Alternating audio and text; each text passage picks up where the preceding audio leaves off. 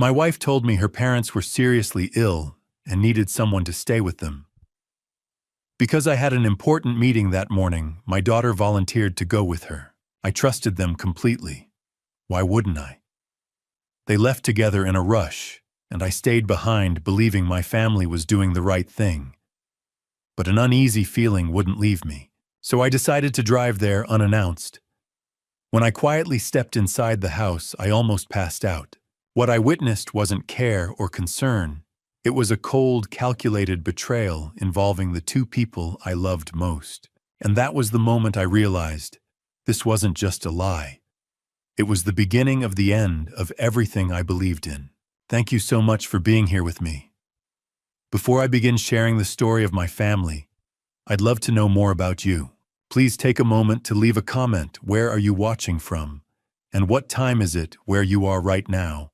Your presence truly matters to me. Also, please note this story includes some fictional elements added for entertainment and educational purposes. Any resemblance to real names or settings is purely coincidental, but the message I'm sharing here is meant to be useful. The rain had started just after dawn, a soft, persistent drizzle that blurred the edges of everything outside our windows. I sat at the kitchen table in our home on Oak Ridge Drive, watching droplets race down the glass, while Betty moved around the kitchen with her usual efficiency. The smell of fresh coffee and scrambled eggs filled the air. Audrey was scrolling through her phone, occasionally laughing at something on her screen. It was ordinary, perfectly, beautifully ordinary. Dad, did you see this article about the new waterfront development? Audrey looked up from her phone, her green eyes bright with interest. They're saying it could bring in thousands of new jobs. I nodded, sipping my coffee. The firm's been tracking that project. We might bid on the accounting contract. Betty set a plate of toast in front of me, her hand briefly touching my shoulder. You've got that big client meeting today, right? The tech startup. Yeah, Tech Vista. They're looking to expand, need someone to handle their books as they scale up. I glanced at the clock. Meeting's at 11, should be straightforward. Audrey pushed her eggs around her plate. I've got that project deadline at the marketing agency. My boss is being impossible about the timeline, but her words were cut off by the sharp ring of Betty's phone. I watched my wife's face as she answered.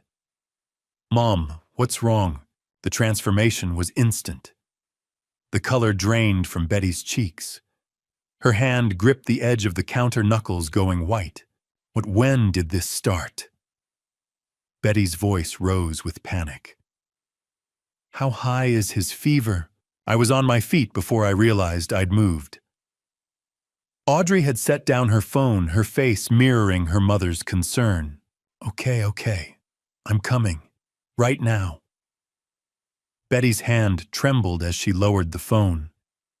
When she looked at me, tears were pooling in her eyes. Joseph, it's Dad. He's running a fever of 103. And Mom, she's having severe chest pains. She can barely breathe. My stomach dropped. Walter and Mildred were in their 80s. Any serious illness at their age could be. I didn't want to finish that thought. I'm coming with you. I was already reaching for my keys. No. Betty shook her head firmly. You have that meeting with Tech Vista. It's important for your career. I'll be fine. I'll just drive to Salem, make sure they're okay. Maybe take them to the hospital if needed. Betty, your parents are more important than any meeting. I'll go with Mom. Audrey stood up, already pulling her hair back into a ponytail. Grandma and Grandpa need both of us there. You handle your meeting, Dad. We've got this.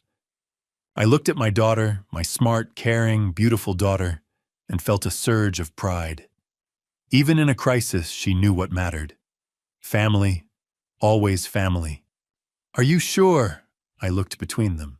Betty was already gathering her purse. Her movements quick and efficient, despite the fear in her eyes. We're sure. You've worked so hard for this opportunity, Joseph. We'll call you as soon as we get there and assess the situation. Audrey grabbed her jacket from the back of her chair. Don't worry, Dad. We'll take care of them. I pulled them both into a hug. Betty's perfume, the same lavender scent she'd worn for 30 years, wrapped around me. Audrey squeezed my hand. "She'll call me the moment you get there," I said. "I don't care if I'm in the middle of the meeting, and if they need to go to the hospital, I'm driving straight to Salem. We will." Betty kissed my cheek. "I love you." "Love you too, Dad." Audrey was already heading for the door. I stood in the doorway watching their car pull out of the driveway. Betty's silver sedan disappeared around the corner, taillights blinking red through the rain. The house felt wrong without them. I walked back to the kitchen, poured myself another cup of coffee, and sat down at the empty table. The eggs had gone cold. Audrey's phone charger was still plugged into the wall. Betty's reading glasses sat on the counter next to her half-finished crossword puzzle. I picked up my own phone, scrolled through my calendar. The Tech Vista meeting. A follow-up call with another client at 2. Dinner plans with the Johnsons on Saturday that would need to be canceled if Walter and Mildred's situation was serious. But something felt off. I couldn't explain it. Couldn't point to any specific detail that seemed wrong. Maybe it was the way Betty had grabbed her purse a little too quickly. Maybe it was how Audrey had volunteered to go along a little too eagerly. Maybe it was just the fear talking, the ancient instinct that whispers warnings when the people you love are in danger. I walked into the living room, stood in front of the mantel where our family photos were displayed. Betty and me on our wedding day, both of us impossibly young. Audrey graduating from college, her smile radiant under the mortarboard. The three of us on vacation in Cannon Beach, wind-whipping our hair as we laughed at something I couldn't remember anymore. 24 years of marriage. 24 years of building a life together. A daughter we'd raised with love and care. In-laws who'd welcomed me into their family from the very beginning. Everything I'd ever wanted was in those photos. So why did I feel like I was standing on the edge of something dark and vast? I checked my watch. 10:15. The Tech Vista meeting was in 45 minutes. I should get going, prep my materials, review the proposal one more time. But I couldn't shake the feeling. I pulled up Betty's contact on my phone, hesitated with my thumb over the call button. She'd barely had time to get on the highway. Calling her now would just make me look paranoid, worried over nothing. I set the phone down. Then I picked it up again. This was stupid. They were fine. Betty and Audrey were handling a family emergency, and I was sitting here inventing problems that didn't exist. I made a decision. I walked to the hall closet, grabbed my jacket, and picked up my car keys. I'd stop by the florist on the way, grab some flowers for Mildred.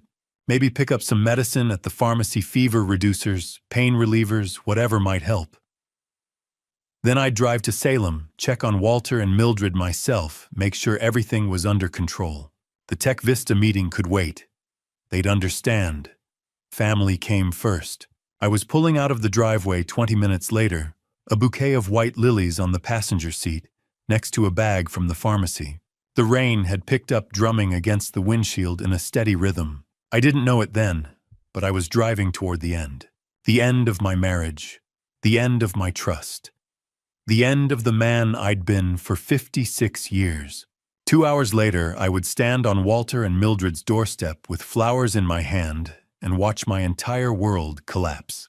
But in that moment, driving through the rain with the radio playing softly, I still believed the lie. I still believed in the perfect family I thought I had. I'd been driving for 45 minutes, the windshield wipers keeping rhythm with my thoughts, as rain continued to fall across Interstate 5. The highway stretched south through gray landscape farmland and scattered trees blurring past my windows. I kept thinking about Mildred and Walter. They'd been part of my life for 24 years, since the day I'd nervously asked Walter's permission to marry his daughter. He'd looked at me over his reading glasses, stern, for exactly 3 seconds, before breaking into a smile and shaking my hand so hard I thought my arm might fall off. "Welcome to the family, son." That's what he'd called me. Son. Mildred had been just as welcoming. Every Thanksgiving she'd make her famous apple pie, specifically because she knew it was my favorite. Every Christmas, she'd slip me an extra piece of fudge when Betty wasn't looking, with a conspiratorial wink. Good people, kind people. And now, at 80 and 78 years old, they were facing serious illness, maybe worse. I gripped the steering wheel tighter. Walter was 80. At that age, any illness could turn critical fast. A high fever could become pneumonia. Chest pains could mean I didn't want to think about it. I'd stopped at a small grocery store about 10 miles back, picked up a bouquet of white lilies, Mildred's favorite. Then I'd swung by a pharmacy, grabbed fever reducers, pain medication, anything that might help until they could get proper medical attention. The pharmacist had given me a sympathetic look when I'd explained the situation. Hope they feel better soon. Thank you. Me too. Now, as I took the exit for Salem, the rain seemed to intensify. The sky was the color of old steel, heavy with clouds, that promised the weather wasn't going to improve anytime soon. I navigated through familiar streets. Betty and I had made this drive countless times over the years, birthday parties, holiday gatherings, random Sunday visits just because. I knew every turn, every stoplight. Sycamore Street appeared on my right. I turned, drove 3 blocks, and there it was. 847 Sycamore Street. A modest single-story house with cream-colored siding and dark green shutters. A small, neatly maintained lawn stretched to the sidewalk. Walter's old pickup truck sat in the driveway, and the front gate was standing wide open. My foot eased off the gas pedal. That wasn't right. Walter and Mildred always kept that gate closed. Always. Walter had installed it himself 15 years ago, after a neighbor's dog had gotten into their yard and dug up Mildred's rose bushes. He was religious about keeping it latched, but today it stood open, swinging slightly in the breeze. I pulled past the house and parked about 30 yards down the street next to a large oak tree. Some instinct I couldn't name told me not to park right in front, not to announce my arrival. I sat there for a moment, engine running, wipers still going. Through the rain-streaked windshield, I could see the house clearly. Lights were on inside. No signs of distress, no ambulance, no frantic activity that you'd expect if 2 elderly people were seriously ill. I turned off the engine, grabbed the flowers and the pharmacy bag, opened the car door and stepped into the rain. The walk to the house felt longer than it should have. Each step seemed to echo too loud against the wet pavement. My shoes squelched softly on the damp grass as I crossed the yard. That's when I heard it, a television. Playing clearly enough that I could make out the enthusiastic voice of a game show host, followed by audience laughter and applause. I stopped walking. Sick people didn't watch game shows. People with 103-degree fevers and severe chest pains didn't sit around watching television. They were in bed, in pain. Maybe on their way to the emergency room, but not watching game shows. My heart started beating faster. I moved closer to the house, staying quiet. The front door was slightly ajar, just a crack, but enough that I could see into the dim hallway beyond. I reached out, pushed the door open a few more inches. It moved silently on well-oiled hinges. The interior of the house looked normal. Mildred's collection of ceramic figurines lined the shelf in the hallway. Walter's jacket hung on the coat rack. The familiar smell of the house, a mixture of old wood vanilla candles and the faint scent of the lavender sachets Mildred kept everywhere wrapped around me. I stepped inside, moving as quietly as I could, set the flowers and the pharmacy bag down on the small table near the entrance. My hands were shaking slightly, though I couldn't have said exactly why. The television was louder now. I could hear it clearly from what I knew was the living room just down the hall and to the right. And underneath the TV noise I could hear voices, talking, not moaning in pain, not crying out for help, just talking. Normally, casually. I moved down the hallway, my heart pounding so hard I was sure everyone in the house could hear it. Each footstep felt like thunder even though I was walking on carpet. The living room doorway was ahead of me on the right. The voices were clearer now. One of them was Walter's distinctive baritone, slightly raspy with age. The other was Mildred's softer tone. I reached the doorway, looked inside, and my entire world tilted sideways. Mildred was sitting on the sofa, a plate of cookies on her lap, watching the television with obvious enjoyment. She was wearing her favorite purple cardigan, the one she always wore when she was comfortable and happy. No sign of chest pains, no difficulty breathing. She reached for another cookie, took a bite, and laughed at something on the screen. Walter sat in his recliner, his kingdom as he called it, with the morning newspaper spread across his lap. Reading glasses perched on his nose. No fever, no illness. He looked up at the TV, chuckled at whatever joke had just been made, then went back to his paper. Both of them were perfectly, completely, undeniably healthy. I felt like I'd been punched in the stomach. Betty had lied to me. The words kept repeating in my mind over and over. Betty had lied to me. There was no emergency, no sick parents, no crisis that required her and Audrey to drop everything and drive to Salem. So why were they here? As if answering my unspoken question, I heard Betty's voice drift from somewhere deeper in the house, from the direction of the kitchen. "I needs to move faster," she was saying. "We can't keep waiting." Then Audrey's voice, "I know, Mom, but we have to be careful.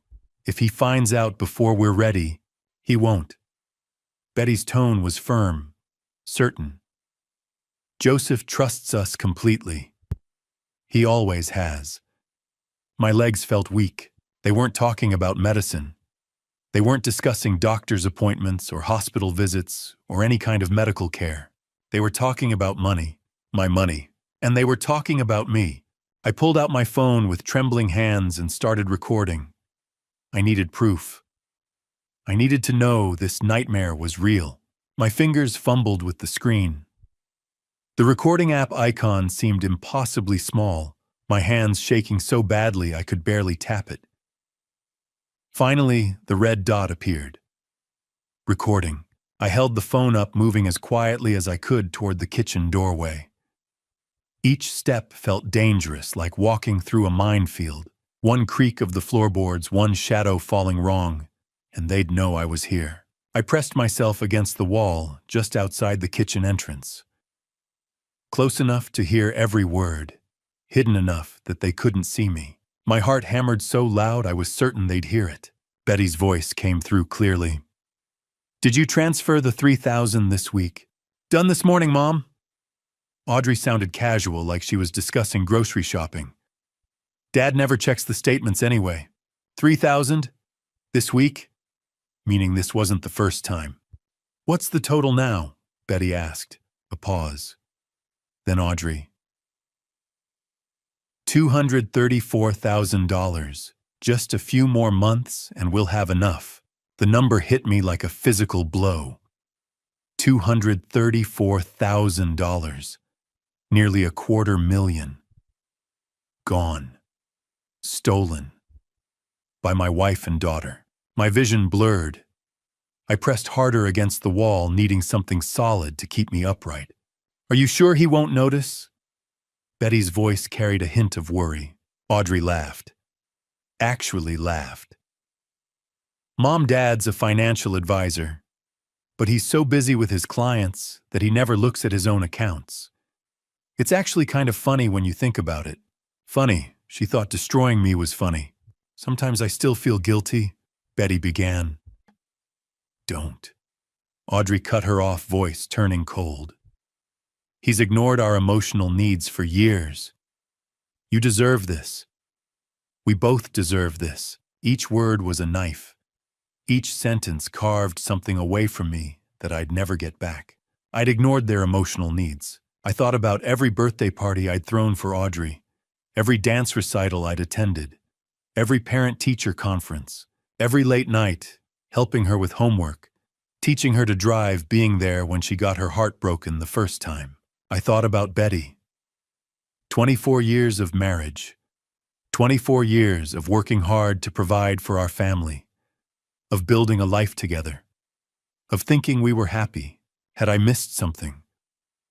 Had I been blind to their unhappiness? Or was this just the story they'd told themselves to justify what they were doing? "The transfers have been smooth," Audrey continued. "I've been spreading them across 3 different accounts. Even if he did check, which he won't, it would just look like normal spending patterns. You've been so smart about this, honey." I learned from the best mom. They sounded proud, like they were discussing a successful business venture, not the systematic destruction of my life. My chest felt tight. I couldn't breathe properly. The hallway seemed to tilt, walls closing in. This can't be real. This is my family. I wanted to burst into that kitchen. Wanted to slam my phone down on the table and demand answers.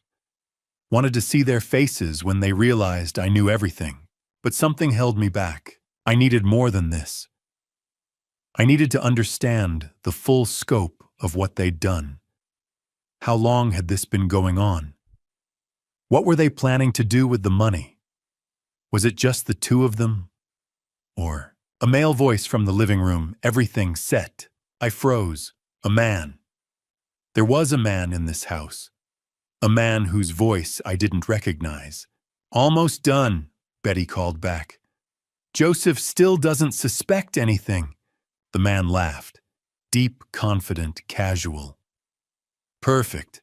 My blood turned to ice. Who was he? Why was he here? And why did Betty sound so comfortable talking to him? We should probably head out soon, the man continued. Don't want to risk him actually showing up. He won't, Audrey said.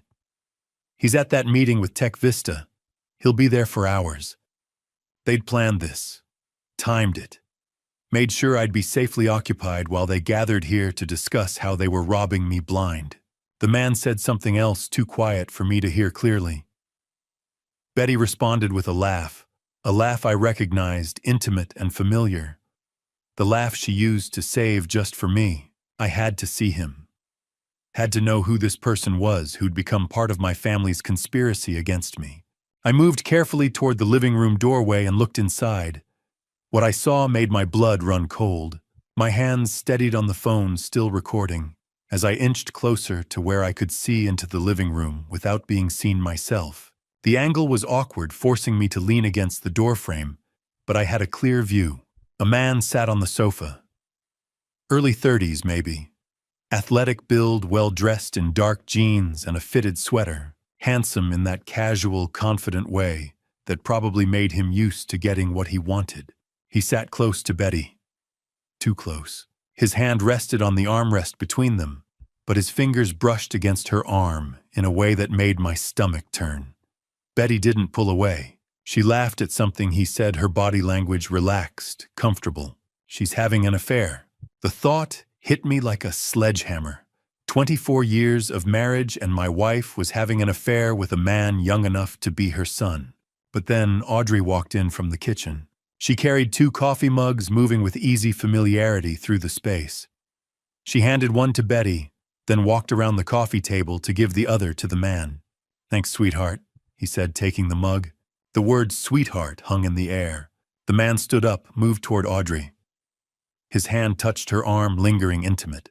Audrey smiled at him, that same comfortable smile she used to give her high school boyfriend when she thought I wasn't watching.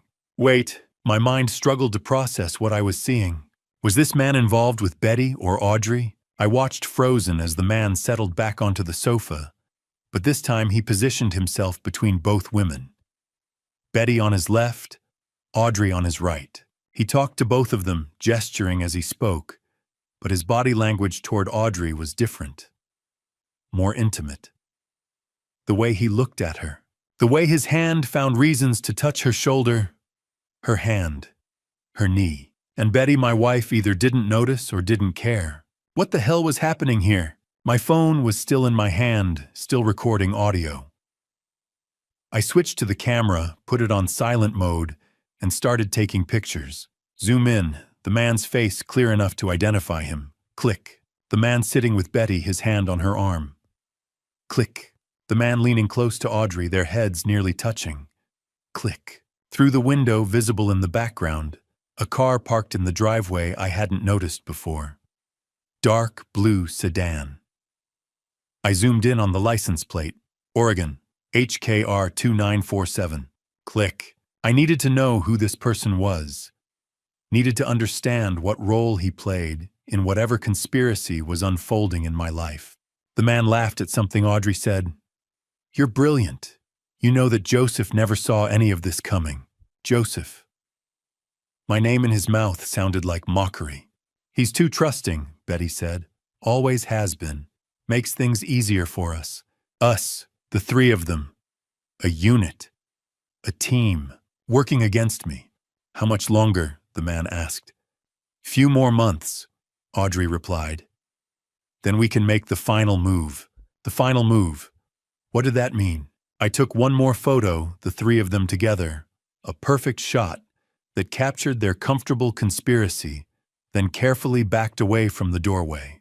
My heart pounded so hard I was sure they'd hear it. Each step backward felt dangerous, like I was defusing a bomb that could explode if I made one wrong move. I reached the front hallway. The flowers and medicine I'd brought sat on the entry table, mocking me with their useless optimism. I picked them up, couldn't leave evidence I'd been here, and moved to the front door. It was still slightly ajar, exactly as I'd found it. I slipped through, pulled it closed with barely a whisper of sound, then walked quickly across the wet lawn toward my car. The rain had picked up, coming down harder now. By the time I reached my car and got inside, I was soaked. I sat behind the wheel, not starting the engine, just sitting, staring. I pulled up the photos on my phone. The man's face filled the screen. Handsome, confident, smiling. Who are you? I swiped to the next photo. Him with Betty, then him with Audrey, then the license plate. HKR 947. I could track that. Find out who owned the car. Get a name. But what then? Rain drummed on the roof of the car, a steady percussion that matched the chaos in my head. I watched the house through the rain-streaked windshield, the lights glowing warm in the windows. My wife and daughter inside with a stranger planning something that would destroy me. $234,000. Already gone, and they weren't done yet. Had a few more months. Then we can make the final move. What was the final move? What else did they have planned? I looked at the photos again. The man's face, his comfortable intimacy with both my wife and daughter. The way they'd formed a triangle of conspiracy. And suddenly, I understood something that made my blood run even colder. This wasn't just about money. This was bigger, darker, more calculated than simple theft. They were planning something that would go beyond stealing my money. Something that required months more of preparation. Something they seemed confident I would never recover from. I sat in that car for 20 minutes, rain pounding on the metal above me, staring at the face of a stranger on my phone screen. My wife, my daughter, a man I'd never seen before, and a conspiracy larger and darker than anything I could have imagined. I drove home in a state of numbness. When I opened my laptop to check the bank accounts, my worst fears were confirmed. The highway stretched endlessly before me. Rain had stopped leaving wet pavement that reflected gray sky. I didn't remember the drive. My hands gripped the wheel, my foot worked the pedals, but my mind was somewhere else entirely. Betty's laugh, Audrey's cold voice, that stranger's confident smile. $234,000. By 3 o'clock, I was pulling into my driveway. The house looked peaceful, ordinary. Nothing had changed on the outside. Everything had changed on the inside. I unlocked the door and stepped into silence. No one home. Just empty rooms holding secrets I'd been too blind to see. I went straight to my office, closed the door, and sat at my desk. My laptop sat waiting. I stared at it for a long moment before opening it. Please let this be wrong, please. But I already knew it wasn't. I logged into our U.S. bank account, the joint checking Betty and I had shared for 24 years. Set the date range to 18 months and clicked search. The screen loaded. There it was. Every single week like clockwork. Electronic transfer. $3,000. Tuesday 1 week, Thursday the next, but always there. Week after week after week. Destination investment account. Cayman Islands. I'd never authorized any account in the Cayman Islands. I did the math even though I knew the answer. 3,000 times 4 weeks times 18 months. $216,000. I scrolled deeper, found the anomalies. Larger transfers scattered throughout. 5,000 here, 8,000 there, another 3,000. Total $234,000. Exactly what Audrey had said. My chest tightened. I stood up, walked to the window.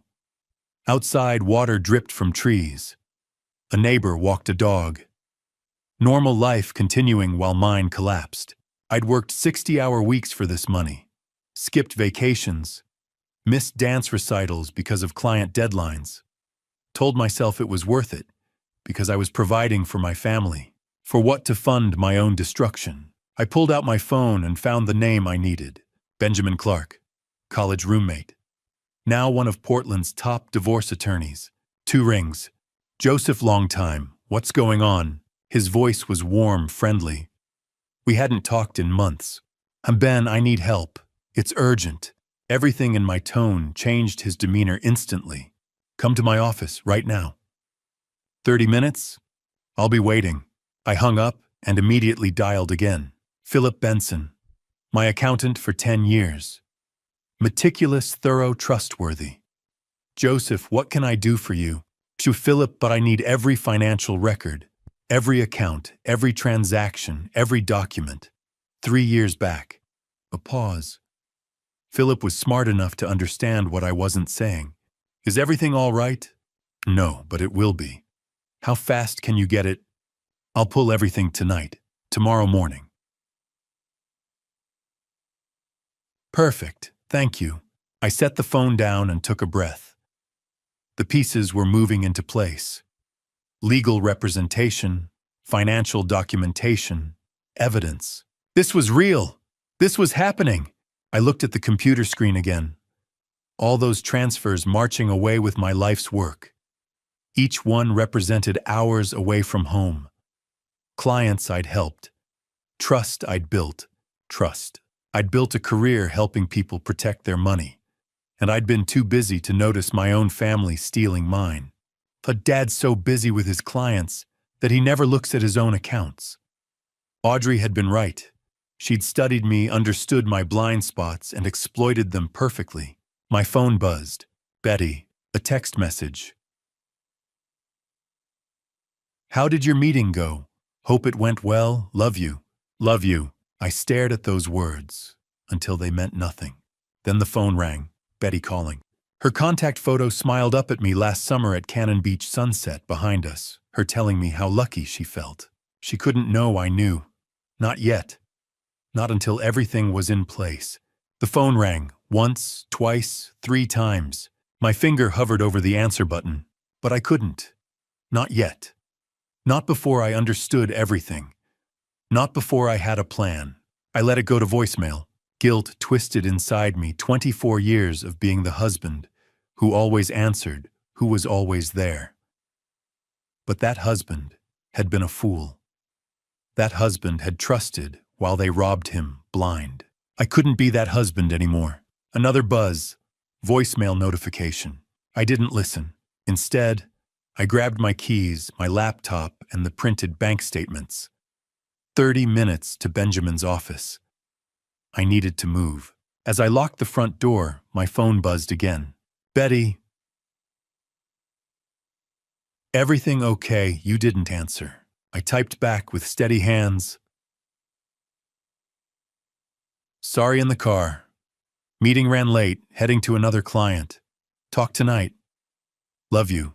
The lie came easier than expected. I got in my car and drove toward downtown Portland, toward Benjamin's office, toward whatever came next. Behind me, the house stood empty, holding secrets I'd been too blind to see. But I wasn't blind anymore. Benjamin listened to the recording in absolute silence. When it ended, he looked at me with a mix of pity and cold fury.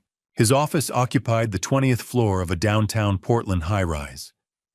Glass walls offered a view of the city, spread below us, lights beginning to flicker on as evening approached. Modern furniture, law books lining one wall, and a desk that probably cost more than most people's cars. I'd driven here in a daze, the recording burning in my phone like evidence of a crime I still couldn't fully accept was real. Benjamin had cleared his schedule like he'd promised. Now he sat across from me, his expression growing darker with every word from the recording. Betty's voice. Did you transfer the $3,000 this week? Audrey's reply. Done this morning, Mom. 5 minutes of my family casually discussing how they'd stolen from me. When it finally ended, silence filled the office. Joseph. Benjamin's voice was controlled professional, but I could hear the anger underneath. This is fraud, embezzlement, conspiracy. This isn't just a bad marriage. This is criminal. I showed him the photos next. The man on my phone screen sitting between my wife and daughter, comfortable and confident. We need to identify him, Benjamin said immediately. I'm recommending we hire a private investigator. Beverly Quinn, she's the best in Portland. Whatever it takes. He nodded, already making notes. Here's what we're going to do. You don't confront them. Not yet. We build an ironclad case, first financial record surveillance evidence of every transaction. If you confront them now, they'll destroy evidence. They'll lawyer up. We'll lose our advantage. So I just act like everything's normal. Exactly. His eyes met mine. I know it's hard, but we strike when we're ready, not before. The drive home felt longer than it should have. I kept checking the clock. Philip would arrive at 8:30 with the financial records. By the time I pulled into my driveway, darkness had fully settled. I sat in the car for a moment, gathering myself, then went inside. Philip arrived exactly on time.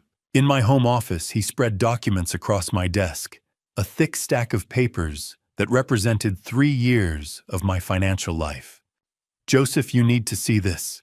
His voice was grave. He showed me the first document, a mortgage on our house, $120,000, dated 1 year ago. I never took out a mortgage, I said. Someone did. Look at the signature. I looked.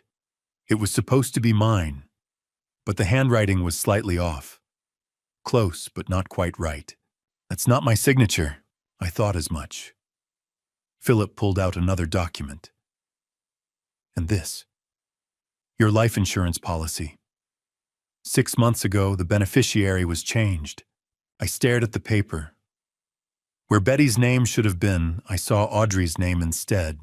I never authorized this change. Someone did. Someone with access to your personal information, your signature, your accounts. My hands went cold. They're planning something worse than theft. It appears that way. Philip's expression was grim. I'll have a complete analysis by the weekend. But Joseph, you need to be very careful. The sound of the front door opening made us both freeze. Dad, we're home. Audrey's voice, bright and cheerful, echoed through the house. I looked at Philip. He quickly gathered the documents, tucked them into his briefcase. Act normal, he whispered. I'll let myself out the back.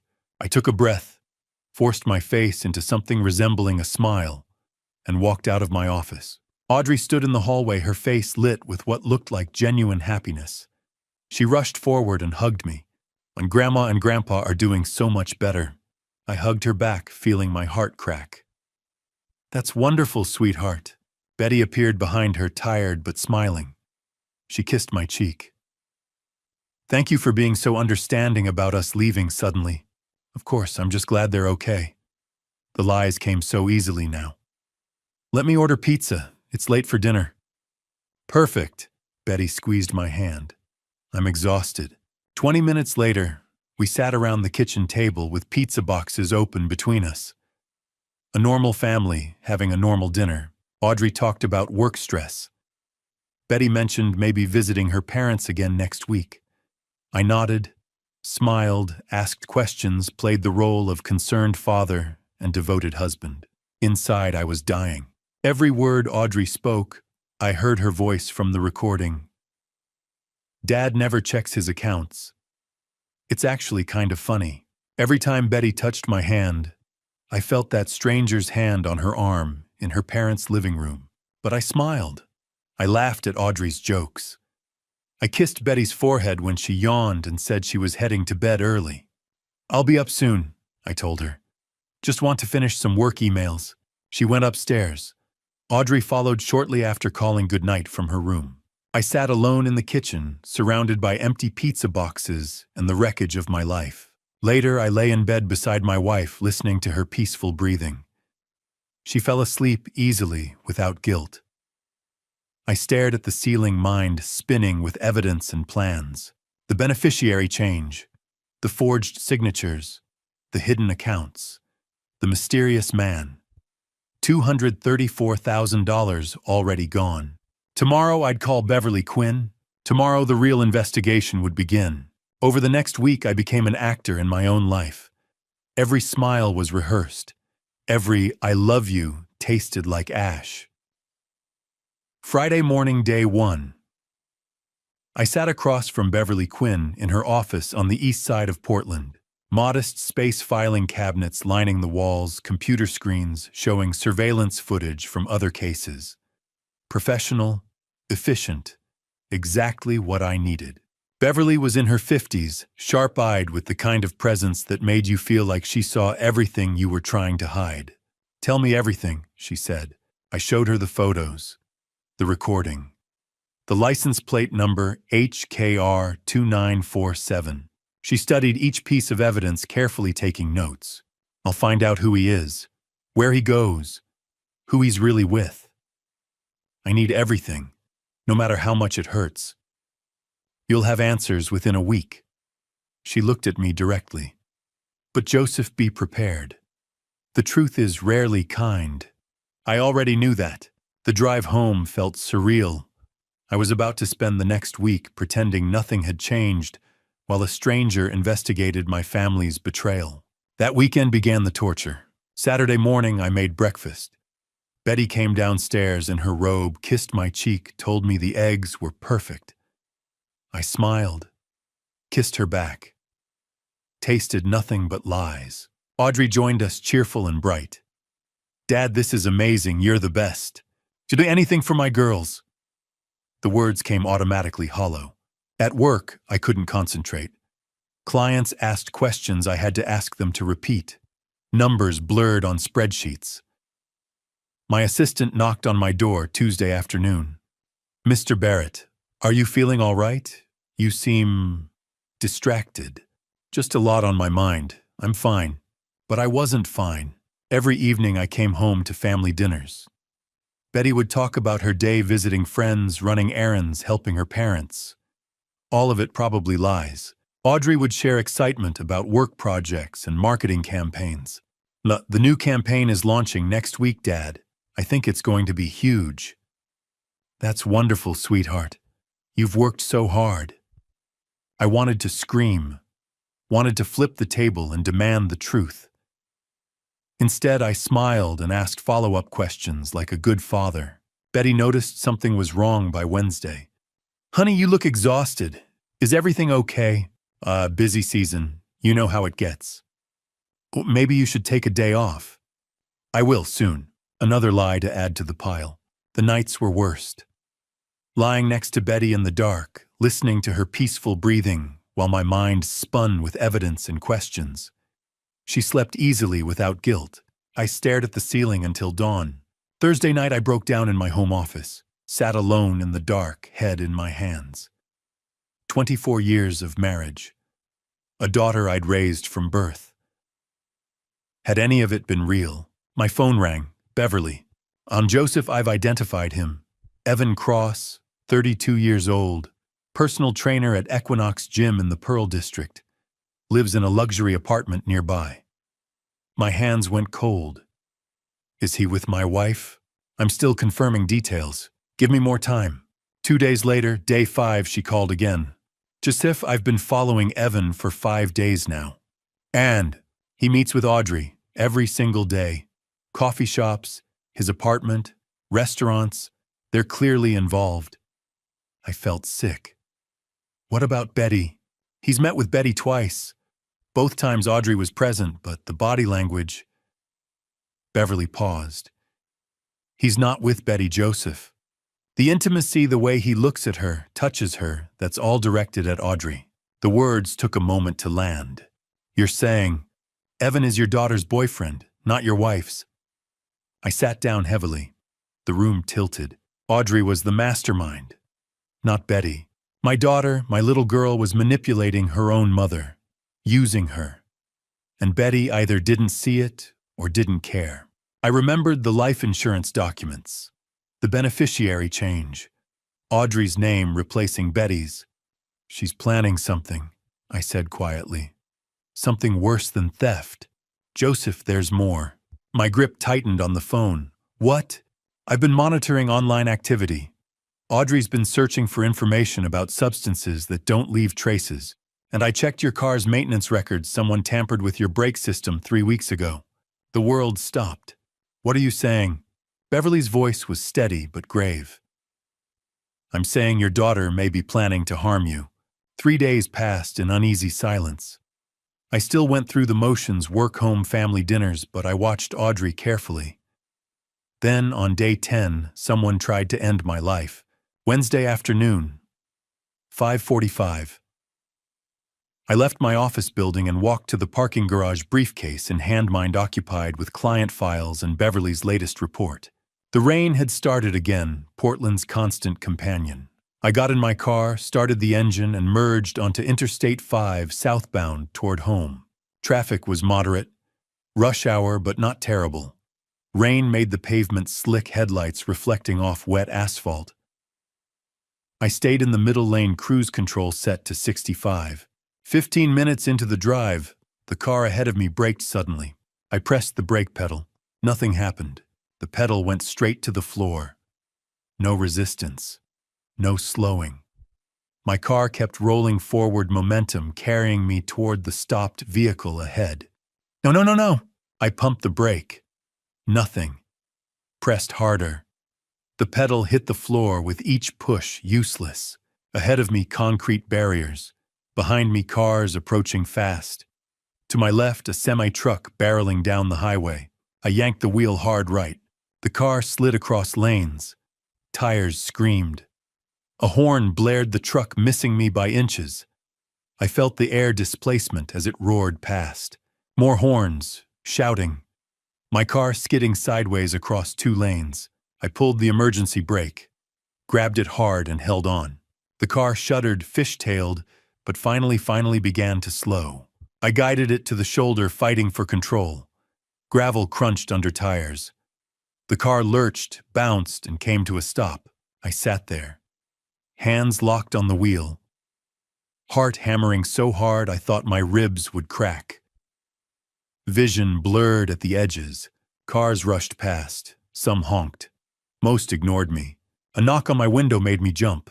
"Sir, you okay?" A man in a rain jacket, concerned face pressed against the glass. I nodded. Couldn't speak. Rolled down the window. "You all right? That was close." "Brakes failed." My voice sounded distant. Need a tow truck. You want me to call someone?" "I've got it, thank you." He hesitated, then walked back to his car. I pulled out my phone with shaking hands and called for a tow. 30 minutes later, my car was being loaded onto a flatbed. The driver recommended a repair shop nearby. I rode with him, still trembling. At the shop, a mechanic crawled under my car while I waited in the office, drinking terrible coffee and trying to stop my hands from shaking. 20 minutes passed. The mechanic emerged, wiping his hands on a rag. His expression was grave. "Mr. Barrett, your brake lines were cut. Deliberately." The coffee cup stopped halfway to my mouth. "What?" "Someone tampered with your vehicle. Look." He pulled up photos on his phone. "These are clean cuts, not wear and tear. Someone wanted your brakes to fail." I stared at the images. Clean slices through the brake lines. Precise. Intentional. "This is sabotage, sir. You need to report this to police." I called from the shop.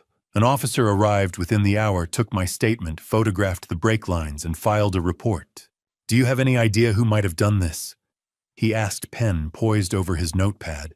I thought about Audrey, about Beverly's discoveries, about brake tampering 3 weeks ago that had finally manifested today. "No, I lied." "Any security cameras at your home?" "No." I realized how vulnerable I was. No cameras, no protection, living with someone who wanted me dead. Oh, be careful, Mr. Barrett. Whoever did this, they meant for you to have an accident. He gave me a case number and left. By 8:30, I was in an Uber heading home. My car would be in the shop for days. I'd have to rent something tomorrow. I walked through the front door to find Betty and Audrey on the couch watching television. Audrey jumped up immediately. "Dad, we heard about the car. Are you okay?" She rushed over and hugged me tight. I stood rigid, studying her face over her shoulder. Was that genuine concern? Or was she disappointed I was still alive? "What happened?" Betty stood face worried. "Brake failure. I'm fine, just shaken up." "Oh my God, Joseph." Betty's hand flew to her mouth. "You could have been killed." "Dad, that's terrifying." Audrey pulled back, looking up at me with wide eyes. "You could have died." I met her gaze directly. "I know, sweetheart." Behind those concerned eyes, what was she really thinking? Had she hoped I wouldn't come home tonight? Had she been waiting for a phone call from the police telling her I was dead? "I'm just glad you're safe." Betty hugged me. "That's all that matters." I returned the hug mechanically. Safe. I wasn't safe. Not in this house. Not with these people. We ate a late dinner. They fussed over me, asked questions, expressed relief and concern in all the right places. I watched Audrey carefully. Every expression, every word, searching for cracks in the performance. But she was good, very good. That night, I lay in bed staring at the ceiling. Betty slept peacefully beside me. The house settled around us, creaking boards, groaning pipes, the hum of the refrigerator downstairs. Every sound made me flinch. Somewhere in this house, the person who'd tried to kill me was sleeping soundly. At 2 a.m, I couldn't take it anymore. I grabbed my phone and went to the bathroom, closed the door, and called Beverly. She answered on the second ring. "Joseph, we need to move faster," I whispered. Before she tries again, 3 days after the brake incident, Beverly called with information that made everything clearer and infinitely darker. Saturday morning. Day 13 since I'd discovered the truth. I sat across from Beverly in a quiet coffee shop on the east side, away from anyone who might recognize me. She slid a thick folder across the table. "Evan Cross, here's what I found." I opened it. The first page showed his driver's license photo. That confident smile. Those eyes that had looked at my daughter with calculated interest. 32 years old. Personal trainer at Equinox in the Pearl District. Annual salary approximately $45,000. Rents an apartment for $2,800 a month. I did the math quickly. That's most of his income just on rent. Exactly. Beverly pulled out more photos. But look at what he drives. A Mercedes. Dark blue, the same one I'd photographed outside Walter and Mildred's house. I looked up the model later, $65,000. And his clothes. More photos, designer labels, expensive watches. This isn't a $45,000 lifestyle, Joseph. Where's the money coming from? Which from Audrey, from your accounts. She showed me surveillance photos next. Evan and Audrey outside a restaurant, his arm around her waist. Evan and Audrey entering his apartment building, her hand in his. A kiss on a street corner that made my stomach turn. Then photos of Evan with Betty. Coffee shops, casual conversations. But the body language was completely different. Professional, distant, no touching. And Audrey thinks Evan loves her. Betty thinks the same thing. But Evan only loves money. The words settled over me like ice. Monday afternoon, my phone rang. "Philip." "Joseph, sit down." I was already sitting at my desk, but his tone made me brace myself. "I've completed the full analysis. What I found..." He paused. "It's worse than we thought." "Tell me." 8 months ago, there was a $50,000 transfer from your investment account. The memo line says, "Investment, Evans Gym Startup." What gym?" Not exactly. There is no gym, no business registration, no LLC formation, nothing. The money went directly into Evan's personal account. $50,000. Gone. For a business that never existed. Hadi, the mortgage on your house, the $120,000 one, I traced where the money went. Offshore accounts in the Cayman Islands. The signature is yours, but it's not, it's forged. I suspected as much. And Joseph, there's one more thing. Your life insurance policy. I already knew where this was going, but I let him continue. $1 million. 6 months ago, the beneficiary was changed from Betty to Audrey. The authorization signature is supposed to be yours. I never signed that. I know. But if you were to pass away, Audrey would receive $1 million. My blood ran cold. The brake lines. The failed attempt. She needed me gone. Philip, thank you. Send me everything in writing. Already done. Joseph, be careful. Wednesday evening, day 17. I came home early, told Betty I had a headache, and went upstairs to lie down. But I didn't go to the bedroom. I went to my office and closed the door quietly. Audrey was in her room. I could hear her voice through the wall. She was on the phone. I moved into the hallway, standing just outside her door. Mom thinks you're her boyfriend, Evan. Audrey's voice carried clearly, a male voice on speakerphone. Evan. Let her think that. We need her cooperation. But what about Dad? When is it going to happen? My heart stopped. Be patient, babe. The first attempt didn't work. But there are other ways. I can't wait much longer. I need that insurance money. Soon. Very soon, I promise. I stood frozen in the hallway. Every word was a knife. They were planning to kill me. My daughter and her boyfriend were actively planning my death so they could collect $1 million. And Betty, my wife, was just a pawn. She thought Evan cared about her. Had no idea he was using her, manipulating her, keeping her compliant while he and Audrey plotted murder. I backed away from the door silently, down the stairs, into my office, locked the door, sat at my desk with my head in my hands. 24 years of marriage, a daughter I'd loved from the moment she was born. And it had all led to this, sitting in my own home listening to my child discuss the best way to end my life. I picked up my phone and called Benjamin. We need to move faster, I said, voice shaking. They're planning a second attempt. This time they might succeed. Benjamin's response was cold, controlled. Then we strike first. Tomorrow we accelerate everything.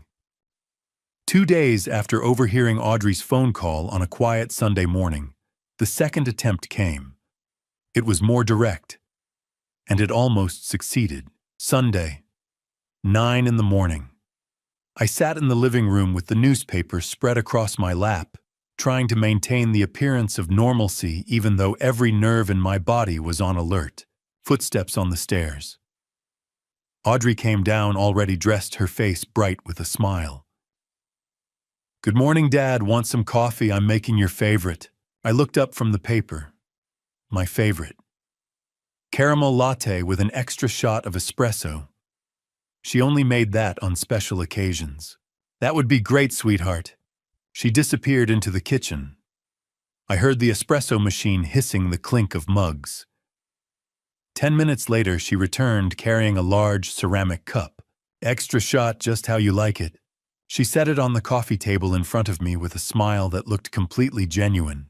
Thank you, Audrey. She settled onto the couch beside me, picking up her phone but not really looking at it. Watching me instead in her peripheral vision. I wrapped my hands around the warm cup. Steam rose from the surface. It smelled perfect, rich coffee, sweet caramel, exactly the way I'd always liked it. Is this it? Is this the moment? But I couldn't show fear. Couldn't let her know I suspected anything. I took a sip. It tasted normal. Sweet, strong, exactly right. I took another sip, then another. Over the next 20 minutes, I drank half the cup while reading the sports section and occasionally commenting on articles to Audrey. She responded appropriately, laughed at the right moments, asked questions. The perfect daughter spending a quiet Sunday morning with her father. 9:45. The room tilted. I gripped the armrest of the chair. The newspaper slid from my lap. Dad, Audrey's voice sounded distant. You okay? My heart was racing, pounding so hard I could hear it in my ears. The room spun like I was on a carnival ride. I don't feel right. I tried to stand. My legs buckled. I went down hard, hitting the floor with my shoulder. The impact barely registered through the chaos in my head. Couldn't breathe. My chest was tight, constricting, vision blurring at the edges. Dead Mom. Betty's footsteps thundered down the stairs. Conniv thee, Joseph. I tried to respond, but couldn't form words. The ceiling swam above me. Audrey's face appeared hovering over mine, her expression perfectly crafted concern. Call 911. Her voice sharp, panicked. Mom, call them now. Betty's voice from somewhere far away. My husband collapsed. He's barely breathing. The world faded in and out. Darkness creeping in from the sides. My last coherent thought. She did this. She put something in the coffee, then nothing. Fluorescent lights, beeping machines, the antiseptic smell of hospital. I opened my eyes slowly. White ceiling tiles, an IV in my arm. A doctor stood beside the bed, checking a chart.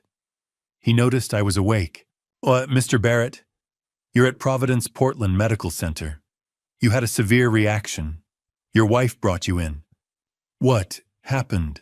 We found extremely high levels of sedatives in your system, enough to cause respiratory failure. How much did you take this morning? My mind raced through the fog. I needed to be careful. Couldn't reveal the truth yet. Not until everything was ready. I must have taken my sleep medication by mistake. Thought it was my vitamins. The doctor's expression was skeptical. Mr. Barrett, the concentration we found would be equivalent to 8 to 10 pills. Are you certain this was accidental? I've been under a lot of stress. Work. I probably wasn't paying attention. He studied me for a long moment. We'll need to keep you overnight for observation. After he left, Betty and Audrey were allowed in. Betty rushed to the bedside, tears streaming. Joseph, you scared us to death. Audrey took my hand, squeezing it gently. Her fingers felt cold. Dad, you have to be more careful with your medications. I looked into her eyes, saw perfect concern, perfect worry, a flawless performance. I will, sweetheart, I promise. She held my hand for another moment, then let go. As she turned away, I could swear I saw something else flicker across her face. Disappointment, frustration. She'd expected me to die today.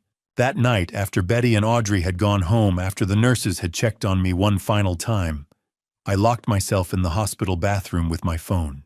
My hands shook as I dialed Beverly's number. She tried again, I whispered. Something in the coffee. Sedatives. I almost didn't make it. Beverly's voice came through cold as steel. Joseph, we end this now.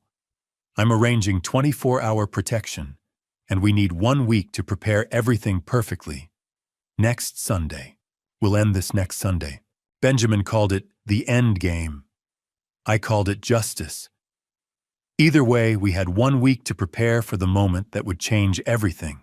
Wednesday morning. Day 23. I sat in Benjamin's conference room, surrounded by evidence of my family's betrayal. Benjamin, Beverly, and Philip were all present. The table between us was covered with documents, photos, and printed transcripts. Let's review what we have. Benjamin organized the materials into neat stacks. First, the audio recordings. 5 minutes of Betty and Audrey casually discussing how they'd stolen from me. Their voices clear and damning. Next, Beverly's surveillance photos. Evan with Audrey kissing, holding hands, entering his apartment. Evan with Betty coffee conversation, careful distance. Then Philip's financial analysis. He'd compiled everything into a single report. $234,000 stolen through wire transfers over 18 months. $120,000 taken through a forged mortgage on your house. $50,000 sent to a fake gym investment that never existed. He looked up at me. Total $404,000. The number sat heavy in the air. The life insurance policy change. Philip continued. $1 million. Beneficiary switched from Betty to Audrey 6 months ago. Your signature forged. Beverly added her findings. Brake sabotage. We have the mechanics report showing deliberate tampering, and the hospital records from the sedative overdose. Benjamin tapped the table. This is enough for criminal prosecution. Fraud, embezzlement, conspiracy to cause harm. The evidence is overwhelming. What about Evan? I asked. Beverly's expression shifted slightly. I'm still digging. There's something bigger here. Give me 2 more days. We don't have 2 days. Sunday is... I know. She met my eyes. And you'll have everything you need by then. I promise. Security was the next discussion. I've arranged 24-hour protection, Beverly said. Derek, former military. He'll pose as a new neighbor. Armed, trained, and watching your house constantly. I nodded. The attempts on my life had escalated. I couldn't take chances anymore. My daily routine had changed dramatically. I no longer ate anything Betty or Audrey prepared. Every meal came from restaurants, sealed containers I opened myself.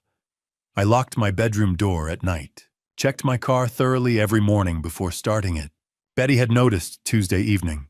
Honey, you're acting strange. Is everything okay? I'd forced a smile. Just work stress.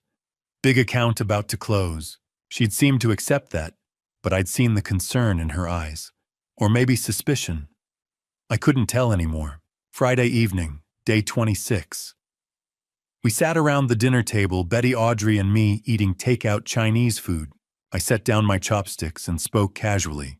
Let's do a family dinner Sunday night, here at home. Betty looked up, surprised but pleased. That sounds wonderful. What's the occasion? An important announcement about our future. Audrey's eyes narrowed slightly. I hope it's good news. You'll see. I took a sip of water. Oh, and Audrey, why don't you invite Evan? I'd like to meet him officially. The change in her expression was instantaneous. Fear flashed across her face, quickly masked. Evan, why? Your mother's mentioned how helpful he's been. With her parents' health issues, I'd like to thank him properly. Betty looked confused, but didn't object. She still believed Evan was somehow connected to her helping her family. Audrey's voice was careful. I'll ask him. Great. Sunday at 7. Formal dinner. I returned to my food as if the conversation was trivial, but I'd seen it. That moment of panic. She knew something was wrong. The trap was being set and she could feel it. Saturday, day 27.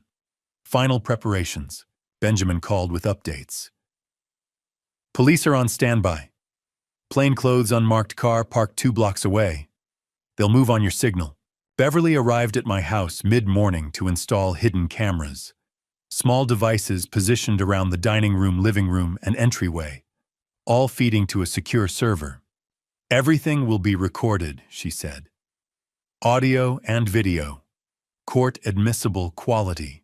I spent the afternoon in my office writing and rewriting what I'd say, practicing keeping my voice steady, my hands calm. At 6 o'clock, I called Beverly. The update on Evan, do you have it yet? I'm tracking something significant. You'll have it tomorrow morning. Joseph, it's bigger than we thought. This information, it's going to change everything. How so? Let's just say that even Audrey is going to realize she's been deceived. Sunday morning arrived with clear, cold skies. I stood in the kitchen at dawn, watching the sun rise over Portland's skyline. The city woke slowly, lights flickering on in apartments, early traffic beginning to move. By sunset, everything would be different. My family would be shattered. The truth would be exposed. And somewhere across this city, Beverly was preparing the final piece of evidence, a secret about Evan Cross that would prove even my daughter had been a pawn in a larger game. I poured myself coffee my own made with my own hands in my own kitchen and waited for the day to begin. Sunday evening, 6 o'clock sharp. The dinner to end everything was about to begin. 4 in the afternoon, I'd started setting the dining room table. Fine china we only used for special occasions. White tablecloth, candles in silver holders. Everything arranged with precision. Betty was in the kitchen, the smell of roasting chicken filling the house. "Joseph, this looks beautiful," she called out. "What's this important announcement you mentioned?" "You'll hear soon enough. 5 o'clock. Audrey came downstairs, dressed carefully, black dress, pearl earrings, makeup done perfectly. But her hands kept reaching for her phone, checking it, setting it down, checking it again. "Is Evan coming?" I asked casually. "He'll be here at 6. Good. At 5:45 my phone buzzed. Text from Benjamin. Cameras live. Police ready. Good luck." I took a deep breath. 5:55, the doorbell rang. Audrey practically ran to answer it. I stayed in the living room listening. "Hey, babe." Evan's voice. A kiss. "You look amazing." They entered together. Evan wore a button-down shirt and dress pants, his appearance polished and confident. Exactly the kind of man who could charm his way into people's trust. I stood extending my hand. "You must be Evan. I'm Joseph." His handshake was firm, his smile easy. "Great to finally meet you, sir. I've heard so much about you." I studied him. Younger than I'd expected, early 30s, like Beverly had said. Handsome. The kind of charismatic presence that made you want to believe whatever he said. "Evan." Betty emerged from the kitchen, wiping her hands on a towel. "So glad you could make it." She moved to hug him. Evan returned the embrace politely, but I saw it his body oriented toward Audrey even while Betty's arms were around him. A subtle shift. A tell. Betty didn't notice. I noticed everything. "Should we sit?" Betty gestured toward the dining room. "Dinner's almost ready." But I wanted a few more minutes. Wanted to watch them interact in this space where they thought they were safe. "Let's chat first," I said. "Evan, can I get you something to drink?" "Water's fine, thanks." We settled in the living room. Betty returned to the kitchen. Audrey sat on the couch, Evan beside her. Close but not touching. Playing their roles. "Beautiful home, Mr. Barrett." "Thank you, result of 20 years of work." "Audrey mentioned you're a financial advisor." That's right." I met his eyes directly. "I help people protect their assets. Make sure no one takes advantage of them." Something flickered across his face. Brief. Quickly masked, Audrey stood abruptly. "Dad, should we move to the dining room? Mom's probably ready." "Of course." The dining room table looked perfect. Candlelight cast warm shadows. The chicken sat golden brown on a serving platter surrounded by roasted potatoes and vegetables. I took my place at the head of the table. Betty sat to my right, Audrey to my left, Evan beside her. Betty brought out the food, serving each of us with practiced efficiency. Audrey's hands trembled slightly as she accepted her plate. "This looks wonderful, honey," I said to Betty. "No, thank you." She sat down, smoothing her napkin across her lap. "Should we say grace?" "Of course." We joined hands. My right hand held Betty's. My left held Audrey's. Both of them had betrayed me. Both of them had plotted against me. And here we sat, holding hands like a family. "Lord, thank you for this food and for this family. Amen." "Amen," and we echoed. I released their hands and picked up my fork. The silence was thick, heavy. No one seemed to know how to break it. Betty tried. "So, Evan, how did you and Audrey meet?" "At the gym where I work. Actually," I interrupted, setting my fork down carefully. The sound of metal on china rang clear in the quiet room. Everyone looked at me. Betty's expression was confused. Audrey's smile had frozen on her face. Evan's hand stopped halfway to his mouth, fork suspended in air. I looked at each of them. my wife, my daughter, the man who'd helped destroy my life. They were still performing, still pretending. But the performance was over. Before we continue, I said, voice calm and controlled, there's something we need to discuss. Betty set down her wine glass. Joseph, what's going on? Audrey's face had gone pale. Evan lowered his fork, slowly, eyes locked on mine. We need to talk about the $234,000 that's been stolen from me. The words hung in the air like thunder. $234,000. Silence descended over the dining table. Betty's fork clattered onto her plate. What, Joseph, what are you talking about? I kept my voice calm, cold. Weekly wire transfers, $3,000, every week for 18 months, to an offshore account in the Cayman Islands. Dad, I didn't, Audrey started. Don't lie anymore, Audrey, not now. Betty's face had gone white. There must be some mistake. No mistake. I reached beside my chair where I'd hidden a folder earlier. I have every transaction documented. I opened it, spreading bank statements across the table. Each transfer was highlighted in yellow. Dates, amounts, destinations. All of it there in black and white. I pushed the folder toward Betty. She looked down at the pages. Her hand trembled as she touched the paper. I can explain. I don't want explanations. I want the truth. Betty's mouth opened, closed. No words came. I pulled out my phone. Let me play something for everyone. Joseph, don't. Betty's voice broke. I pressed play. Betty's voice came through the phone's speaker, clear and unmistakable. Did you transfer the $3,000 this week? Audrey's reply. Done this morning, Mom. Dad never checks the statements anyway. What's the total now? $234,000. The recording continued. 2 minutes of my wife and daughter casually discussing how they'd stolen from me. Every word precise, every admission damning. Betty's hand flew to her mouth. Tears began streaming down her face. Audrey sat frozen, face drained of color. Evan remained perfectly still, watching everything with calculating eyes. When the recording ended, I set the phone down. Recorded 3 weeks ago, at your parents' house in Salem.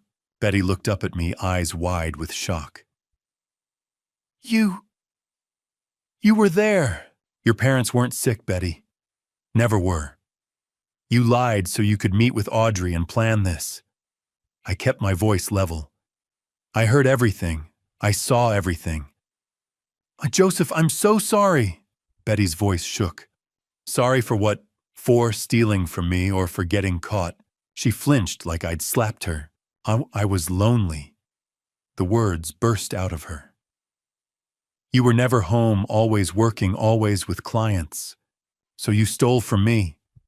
That's your justification. Audrey said we deserved it, that you wouldn't even notice the money was gone. I turned to Audrey. You said that. My daughter's mouth opened, but no sound came out. Dad, let me explain. I've heard enough lies. I pulled out more documents. House mortgage, $120,000, taken out a year ago. I slid the paper toward Betty. Look at the signature. She looked. Her face went even paler. That's not my signature, I said quietly. It's a forgery. Someone used my name to take out a loan against our house. I added another document to the pile. Fake gym investment, $50,000, sent to a business that doesn't exist. Betty stared at the papers like they were written in a foreign language. $404,000, all of it gone. I didn't know about those. Betty sobbed. Joseph, I swear I only knew about the weekly transfers, but you knew enough. My voice was ice. You knew you were stealing from me. You knew you were lying to me every single day. She buried her face in her hands, shoulders shaking. Audrey sat rigid in her chair, not moving, barely breathing. And Evan watched it all unfold, with the detachment of someone watching a play. I let the silence stretch, let them sit with what they'd done. Then I spoke again. But that's not even the worst part, Betty. She looked up, tears streaming. What do you mean? The worst part is what you don't know. I looked at Audrey, then at Evan, then back to Betty. Tell your mother the truth, Audrey. Tell her about Evan. All the color drained from Audrey's face. She looked like she might be sick. Evan's jaw tightened. His hand moved slightly under the table. Betty looked between them, confusion replacing some of the grief in her eyes. What about Evan? He's been helping us, helping my parents. Helping you. I let the question hang. Or using you. I don't understand. I think you do. Deep down, I think you've known something wasn't right. Betty looked at Evan. Really looked at him. For the first time, I saw doubt creep into her expression. Evan has been very attentive to our family, I continued. To you, Betty, making you feel seen, feel valued. Hasn't he? She nodded slowly, uncertain where this was going. And you believed he cared about you. That maybe after all these years of me being absent, someone finally saw you. More tears fell. Joseph, but look at where he's sitting, Betty. Who he chose to sit next to. She looked. Evan sat beside Audrey, not beside her. Look at how he's sitting. Under the table, I could see what Betty couldn't, Evan's hand gripping Audrey's thigh. Audrey leaning slightly toward him, not away from him. Betty's eyes moved between them, confusion deepening. She didn't understand yet, but she was about to. I reached under my chair and pulled out a tablet I'd hidden there before dinner. Opened a video file. Beverly Quinn is an excellent investigator. I pressed play and turned the screen toward Betty. The video showed a street corner in the Pearl District. Evan and Audrey standing close together outside an apartment building. Then Evan pulled her in, kissing her deeply. His hand on her waist, her fingers touching his face, both of them smiling. The timestamp read Tuesday last week, 2:47 p.m. Betty's face transformed. Disbelief, suspicion, then horror. No, that can't be. The video auto-played to the next clip. A coffee shop. Audrey sitting on Evan's lap, his arms wrapped around her waist. Another clip. A restaurant. Hands clasped across the table. Looking at each other the way lovers do. Another. The apartment building at night. 11 p.m. Entering together. Betty stood so abruptly her chair scraped loudly across the floor. Audrey, you and Evan. Tears streamed down Audrey's face. Mom, I'm sorry. You're sorry, Betty's voice cracked. I thought he loved me. He never loved you, Betty. I kept my voice cold. He was using you. Evan spoke for the first time since we'd sat down. This is ridiculous. Sit down, Evan. I'm not finished. He remained standing, posture defensive. I continued looking at Betty. Audrey met Evan 10 months ago. They planned everything. The theft, the offshore accounts, using you as an accomplice without you even knowing the full scope. Betty turned to Audrey, face twisted with hurt. You let me think I was having an affair with him. You told me he cared about me. Mom, you weren't happy with Dad. So you used my loneliness, my unhappiness, to steal from your father. She used everything, I said. Your marital problems, my work schedule, even your parents. My parents knew about this too. No. They're innocent. That day they were legitimately sick. But Audrey used it as cover to meet with Evan and finalize plans. Dad, please. Audrey reached toward me. But theft wasn't enough for you, was it, Audrey? I pulled out more documents, placed them on the table one by one. A life insurance beneficiary change. 6 months ago. Changed from your mother to you. $1 million. I let that sink in. I never signed that authorization. It's forged. Another document. Mechanic's report. My brake lines were deliberately cut 3 weeks ago. I nearly crashed on Interstate 5 at 65 miles per hour. Betty's hand flew to her mouth. Oh my God. And 2 Sundays ago I collapsed after drinking coffee you made, Audrey. The hospital found dangerous levels of sedatives in my system. Enough to cause respiratory failure. Betty turned to Audrey, eyes wide with horror. You tried to hurt your father. No, I would never. I have recordings, Audrey. I heard you on the phone with Evan. When will it happen? You asked him. I need that insurance money, you said. Audrey's face crumpled. I was drowning in debt. Austin Mercer scammed me out of $85,000. I lost everything Evan said he'd help me. Evan helped you plan to end my life. That's a lie. Evan's voice was sharp. I ignored him, keeping my focus on the devastation spreading across Betty's face. I thought we were in this together. Betty stared at Audrey like looking at a stranger. Mother and daughter. You were just a pawn, Betty. Audrey and Evan played you from the very beginning. Betty sat down heavily, covering her face with her hands. Her shoulders shook. My daughter. Audrey reached for her. Mom, please. Betty pushed her hand away violently. Don't touch me. The words hung in the air. A mother rejecting her child. Audrey sobbed, but Betty turned her face away. I stood up from my chair and moved toward the dining room doorway. Everyone's eyes followed me. But there's one more thing, I said quietly. One final lie that needs exposing. I looked directly at Evan. Tell them, Evan. Tell them about your real life, the one Audrey doesn't know about. Evan's face went pale. The confident mask he'd worn all evening finally cracked. For the first time that night, he looked truly afraid. I stepped to the dining room doorway and called out, You can come in now. Before I reveal who actually walked through that door, I want to pause for a moment. What do you think is about to happen? Who do you believe it is, and why? Share your thoughts or predictions in the comments below so I know you're still here with me. And just so you know, parts of what comes next include fictionalized elements and may not reflect real events. If this isn't something you'd like to continue watching, you're free to stop the video here. The sound of the front door opening echoed through the house. Footsteps in the hallway, slow, hesitant, uncertain. A young woman appeared in the doorway, holding a small boy in her arms.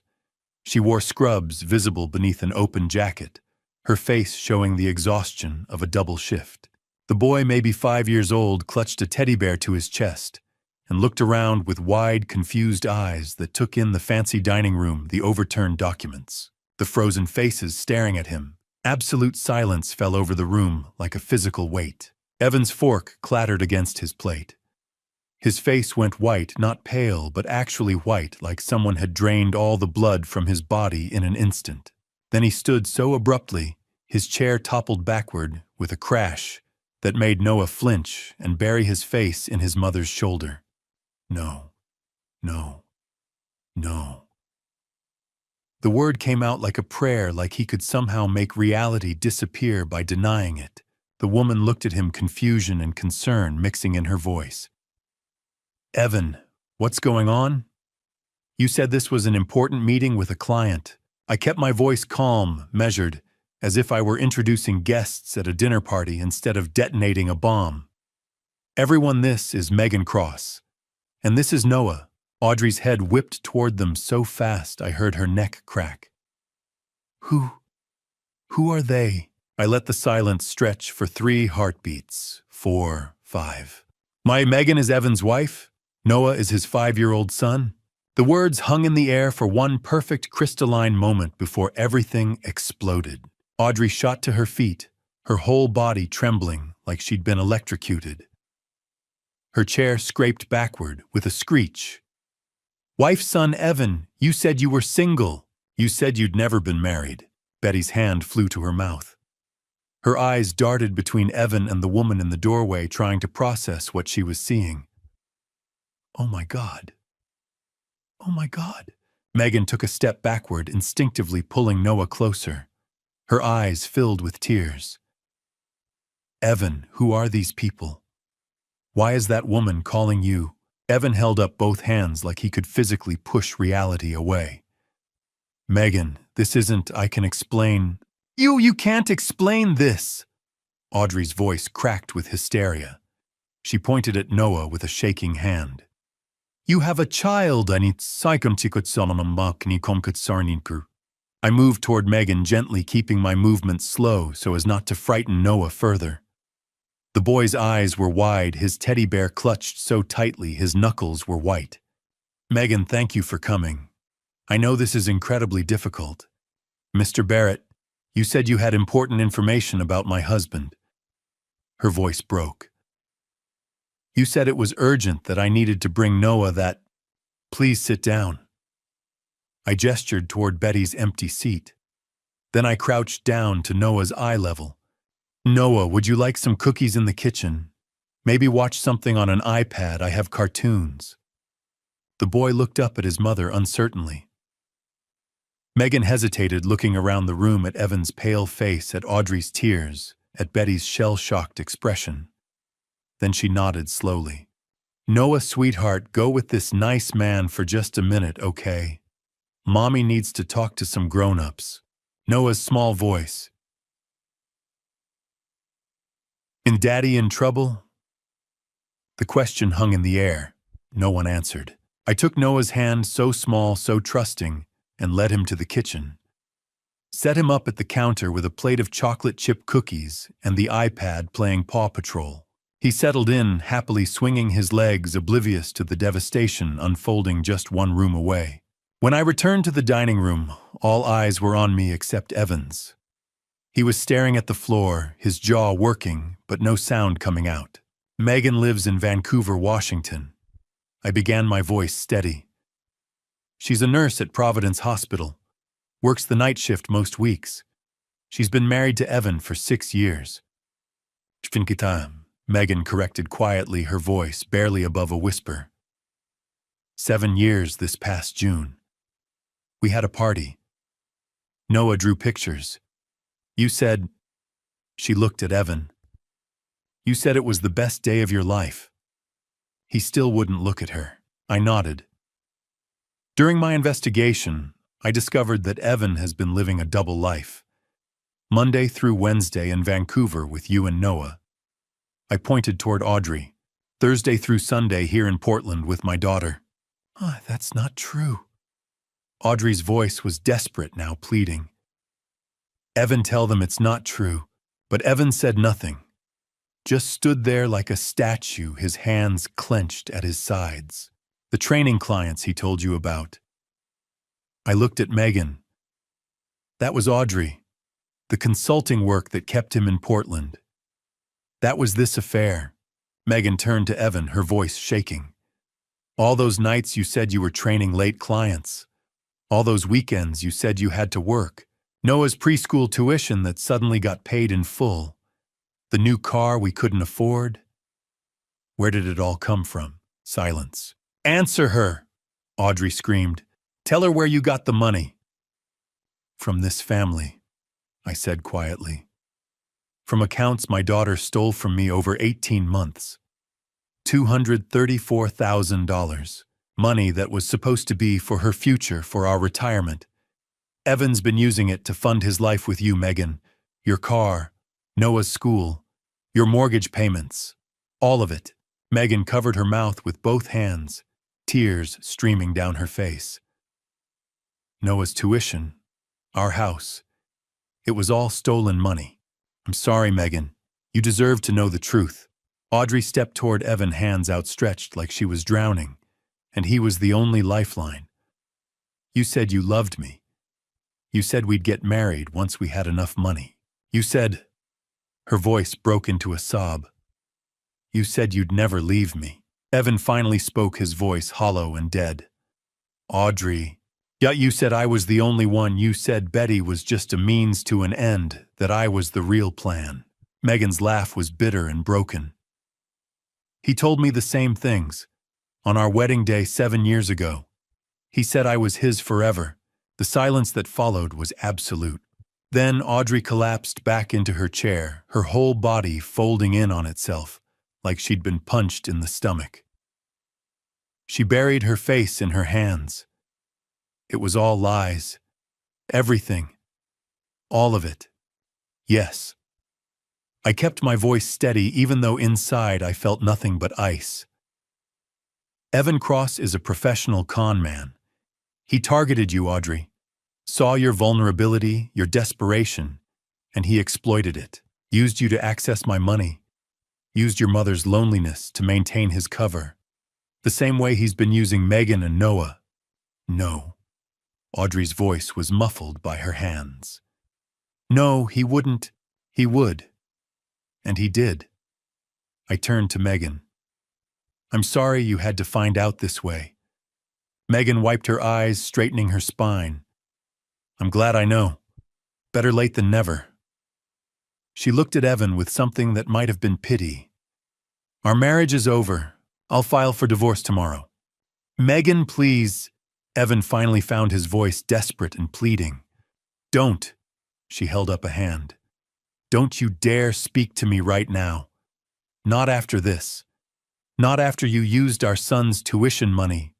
Her voice broke. Our child. How could you? Audrey looked up at me, mascara running down her cheeks in black rivers.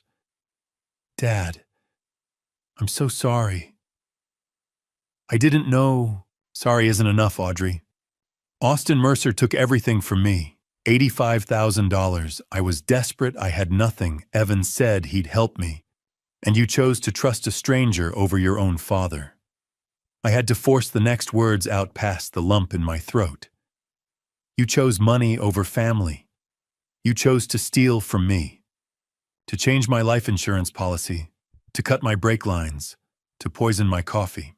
She sobbed harder but said nothing. What could she say? Yet you chose, I repeated, to try to end my life. Betty finally spoke, her voice barely audible. Joseph, please. I looked at her, this woman I'd been married to for 24 years. This woman who'd sat in that same chair for thousands of dinners. Who'd raised our daughter. Who'd stood beside me at weddings and funerals and every moment in between. You enabled all of it, I said quietly. You saw what was happening. You heard the conversations. You knew about the money. And you said nothing. I didn't think. She stopped, started again. I thought it was just a loan that was never discussed with me, that I never agreed to. I shook my head.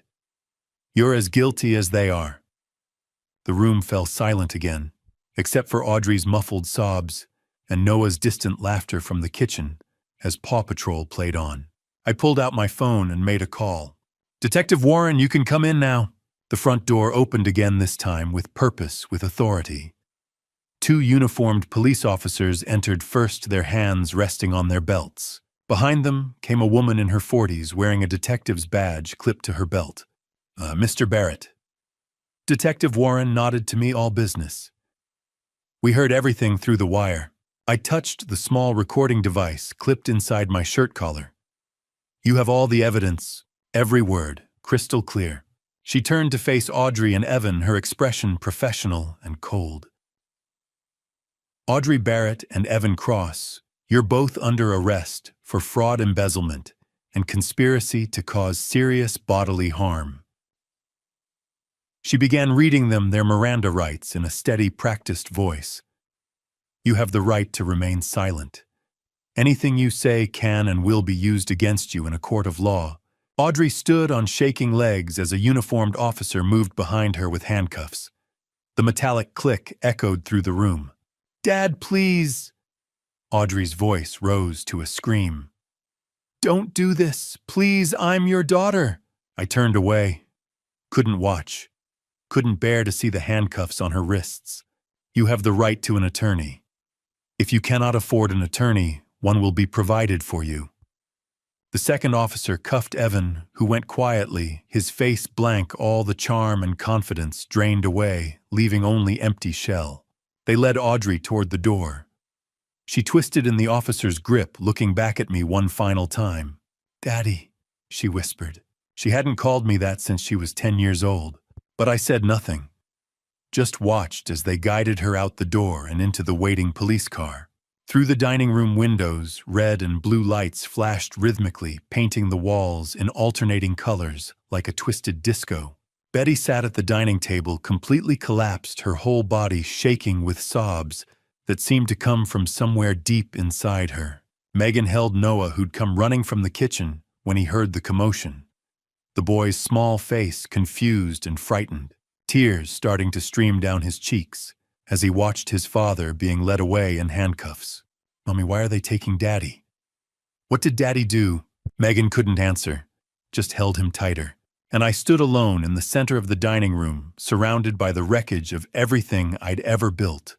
The overturned chair, the scattered documents, the cold dinner no one had eaten, the half-empty wine glasses, the family that had just been destroyed beyond repair.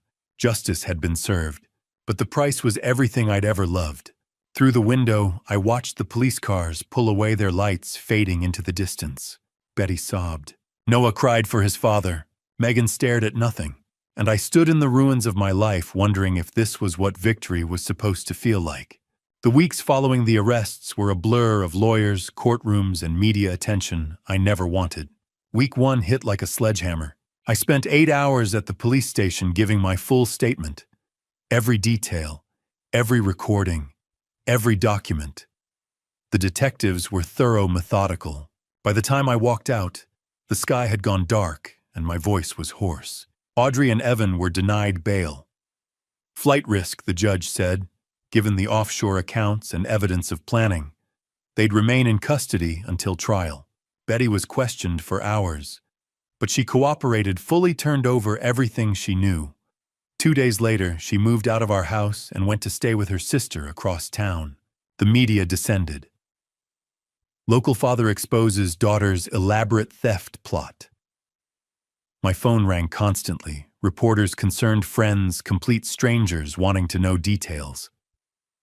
I changed my number, started living like a ghost in my own life.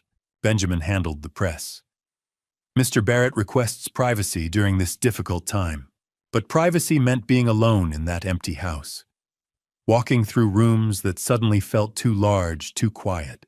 I found myself standing in Audrey's bedroom one afternoon, looking at her high school trophies, her graduation photos, the collage of memories on her wall. Where did I go wrong? The trial preparation consumed weeks 2 through 8. The prosecutors, led by Assistant District Attorney Sarah Mitchell, a woman with 20 years of experience and a reputation for being relentless, built their case methodically. Defense attorneys tried negotiating plea bargains. Benjamin sat across from me in his office. They're offering a deal. Audrey could plead guilty to lesser charges. 3 years instead of 10. No deals. Hanta Joseph seeing Audrey on the witness stand is going to be painful. I need the truth on record. All of it. Everything that happened. No shortcuts. He studied me for a long moment, then nodded. Full trial it is. The pre-trial hearings were brutal. Audrey's defense argued she'd been manipulated. My client is a victim of psychological abuse and gaslighting by Evan Cross. Evan's defense claimed insufficient evidence. There's no physical proof our client directly attempted to cause harm. But the most painful moment came when Betty took the stand, testifying for the prosecution. Against our daughter. So Audrey told me Joseph wouldn't notice the missing money, Betty said, voice shaking. She said he deserved what was happening to him. Megan filed for divorce from Evan. When she testified, her voice was steady despite tears. He told me he was working late, training clients. Really, he was with Audrey. March 15th. The trial began. The courtroom was packed. Media in the gallery. Public spectators. People I'd known for years watching as my private devastation became public record. Day 2, I took the stand. 4 hours of testimony. I described discovering the theft in Salem, the recordings, the brake failure on Interstate 5, the sedatives in my coffee. The cross-examination was savage. Mr. Barrett, were you an emotionally distant father? I worked hard to provide for my family. But did you ever tell Audrey you loved her? Every day of her life. Yet she felt desperate enough to steal from you. Why do you think that is? I had no answer that would satisfy them. Day 5. Audrey took the stand. She was sobbing before the prosecutor even asked the first question. Her voice shook as she spoke. I made terrible mistakes. I was drowning in debt, $85,000. Austin Mercer had scammed me, and I was desperate. Evan promised to help. I trusted him. The prosecutor's voice was cold. Did you put sedatives in your father's coffee on March 10th? Long silence. The entire courtroom waited. Yes. Did you know that dosage could end his life? Another pause, then barely a whisper. Yes. The courtroom erupted in gasps and murmurs. The judge had to call for order. March 28th. After 6 hours of deliberation, the jury returned. Evan Cross guilty on all counts. 12 years in prison for fraud conspiracy violations related to bigamy and conspiracy to cause harm. Audrey Barrett guilty on all counts. 8 years in prison for fraud conspiracy and conspiracy to cause harm. Betty Barrett, having pleaded guilty to lesser charges and cooperated with the prosecution, received 3 years probation and 500 hours of community service. As the guards led Audrey away in handcuffs, she looked at me one final time. Her eyes were empty, hollow. The daughter I'd raised, the girl who used to climb into my lap and ask me to read her stories, was gone. In her place stood a stranger who'd tried to take everything from me, including my life. I walked out of the courthouse into Portland's gray drizzle. Benjamin walked beside me, holding an umbrella over both our heads. It's over, he said. But I knew better. The legal battle was over. The emotional battle was just beginning. Dr. Helen Carver's office became my sanctuary. Twice a week I sat in that chair and tried to piece myself back together. April, my first session. The office was nothing like I'd expected. Soft lighting filtered through sheer curtains. Comfortable chairs instead of a clinical couch. Plants everywhere, ferns and succulents that somehow made the space feel alive. Dr. Carver was 48 with warm eyes that seemed to see through every defense I'd built. Joseph, what brings you here? I stared at my hands. I don't know how to feel anymore. My daughter tried to end my life. My wife helped her steal from me. I got justice in court, but I don't feel better. Justice and healing are different things, she said gently. Justice is external, what happens in courtrooms. Healing is internal, what happens in here. She touched her chest. In the heart. How do I heal from this? By allowing yourself to feel everything. The anger, the grief, the betrayal, all of it. And eventually, by choosing peace over bitterness. I thought that sounded impossible. The sessions continued. Twice a week, Tuesday and Friday afternoons, I sat in that chair and slowly began to unpack 24 years of my life. Week 3, I broke down completely. Where did I fail as a father? Dr. Carver leaned forward. Joseph, you didn't fail. Audrey made choices, bad choices, terrible choices. But they were her choices, not yours. But I must have done something wrong. Good parents don't raise children who... Good parents raise children who are still human, who still have free will, who can still make devastating mistakes. Her voice was firm. You can't control another person's choices, not even your child's. Week 6, we talked about Betty. 24 years. Was any of it real? Some of it was real, Dr. Carver said. People are complex, Joseph. Betty loved you once. I believe that. Then things changed. Maybe she changed. Maybe the marriage changed. That doesn't erase the good years. It just means the story ended differently than you thought it would. In May, she suggested I join a support group. Survivors of family fraud. Wednesday evenings in a church basement across town. I walked in, nervous, not knowing what to expect. 12 people sat in a circle, men and women, young and old, all carrying the weight of family betrayal. The facilitator smiled. Welcome, everyone. Who wants to share first? I just listened that first night, a man in his 50s.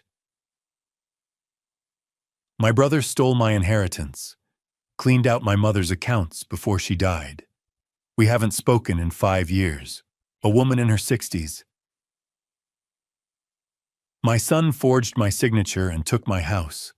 I'm living with my daughter now. A younger man, maybe 30. My wife and her boyfriend drained our accounts while I was deployed overseas. Came home to nothing. Each story was different, but the pain underneath was the same. I'm not alone. By the 3rd week, I shared my story. Kept it brief: daughter theft, attempted harm, trial, prison. The group nodded. They understood without me having to explain. A woman named Patricia spoke up. The hardest part isn't the money, is it? No. It's the trust you'll never get back. Exactly. August arrived with an unexpected clarity. I woke up one Saturday morning and knew what I needed to do. I needed to see Audrey, face to face. I called Benjamin. Can you arrange a prison visit? Are you sure, Joseph, this could be incredibly painful? I need closure for myself. The visit was approved for the following Saturday. August 12th, 2 in the afternoon. I drove south to Coffee Creek Correctional Facility. 45 minutes through farmland and small towns. My hands shook on the steering wheel. What will I say? The security was thorough. Metal detectors. ID verification. Rules about what I could and couldn't bring.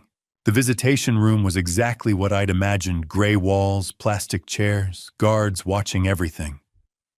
A glass partition separated visitors from inmates. I sat down and waited. The door on the other side opened. Audrey walked in wearing a prison uniform. She'd lost weight. Her hair was pulled back simply. No makeup. She looked younger, more like the daughter I remembered. She sat down across from me. We picked up phones on either side of the glass. Long silence. Dad! Her voice broke immediately. Tears streamed down her face. Hello, Audrey. I'm so sorry. So sorry. I know. I was scared. Stupid. Evan made me believe. Evan didn't make you do anything, I interrupted. You made choices, Audrey. Your choices. I know, she was sobbing now. I'll regret it every day for the rest of my life. I looked at my daughter through that glass partition. Practiced the words I'd rehearsed with Dr. Carver for weeks. Audrey, I forgive you. She collapsed forward, sobbing harder. But I wasn't finished. See, I forgive you not because you deserve it, but because I deserve peace. Forgiveness doesn't mean what you did was right. It doesn't mean I'll forget. It doesn't mean you won't serve your sentence. It means I'm choosing to release the hatred that's been destroying me from the inside. Her hand pressed against the glass. You took my money, my trust, my family. But you can't take my ability to move forward. That's mine. And I'm taking it back. I stood up. Dad, please don't go. But I hung up the phone and walked toward the exit. Behind me, I could hear her crying. Could see her in my peripheral vision, hand still pressed against the glass. But I kept walking, because forgiveness wasn't about her anymore. It was about me. The sunrise over the Willamette River had never looked more beautiful. I stood at Tom McCall Waterfront Park at 6:30 a.m. watching the first light of October paint the water gold and orange. The autumn leaves drifted down from the trees lining the riverbank, landing softly on the path where I'd just finished my morning run. My breath came steady, and even no longer the shallow, panicked breathing of a year ago. Exactly 1 year ago today, I discovered the betrayal that shattered my family.